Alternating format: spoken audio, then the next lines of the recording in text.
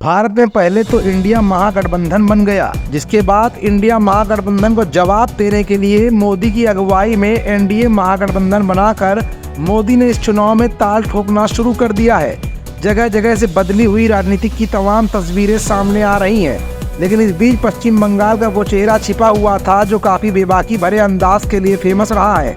वो चेहरा किसी और का नहीं बल्कि वो चेहरा है ममता बनर्जी यानी दीदी का। आगामी लोकसभा चुनाव को लेकर सभी पार्टियां अपनी अपनी रणनीतियों को बनाने में जुट गई हैं। पिछले लोकसभा चुनाव की तुलना में इस बार विपक्ष बीजेपी सरकार के खिलाफ एकजुट होता दिख रहा है।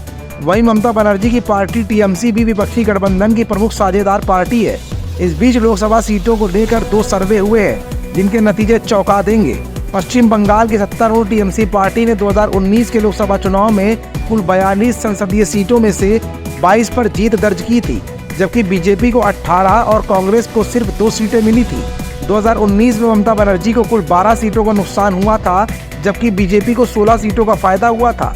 2014 के चुनाव पर नजर डालें तो यहाँ टीएमसी 34 सीटें, बीजेपी 2 सीटें और कांग्रेस 4 सीटें जीतने में कामयाब रही थी।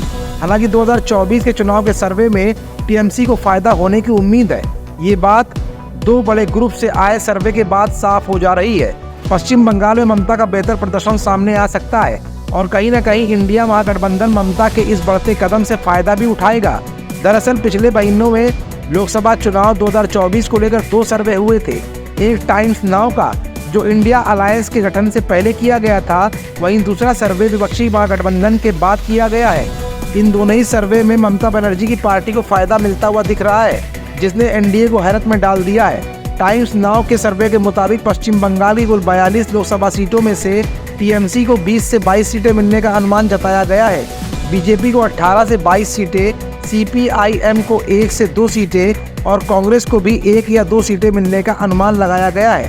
पोस्ट इंडिया अलायंस यानी कि इंडिया महागठबंधन बनने के बाद का सर्वेक्षण इंडिया टीवी और सीएनएक्स ने किया है।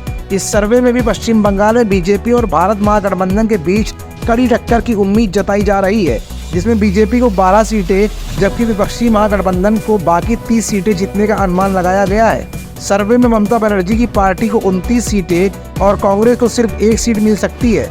कुल मिलाकर इस लोकसभा चुनाव में राष्ट्रीय जनतांत्रिक महागठबंधन यानी एनडीए को 318 सीट मिलती दिख रही है, तो वहीं इंडिया यानी भारत महागठबंधन को 175 सीटें तो अन्य दलों को 50 सीटें मिलती दिख रही हैं। लेकिन दोनों ही सर्वे में सबसे चौंकाने वाली बात ये रही कि पश्चिम बंगाल का अगर सीन देखे तो ममता दीदी का वर्चस्व लगातार कायम है और इस बार दोनों ही सर्वे ममता को काफ़ी हद तक बढ़त पर दिखा रहे हैं। कहीं ना कहीं अगर ऐसा होता है तो ऐसी स्थिति में इंडिया महागठबंधन के मजबूत होने की गुंजाइशें बढ़ सकती हैं। एसकेडी न्यूज़ के लिए शिखर गौतम के साथ तुषार शर्मा की रिपोर्ट।